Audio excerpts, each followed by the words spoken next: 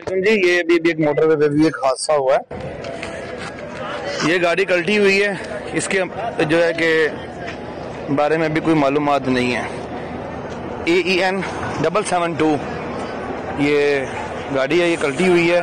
उसके बाद जो है कि इसको उठाने के लिए दो न्यू खान की बसें दो थी जो आई हैं 7 शरीफ के लिए जा रही थी फैसलाबाद से, तो उनको जो है कि उठाने के लिए नीचे उतरे हैं।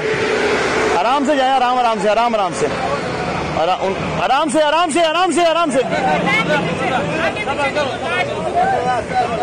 उनको उठाने के लिए आए हैं।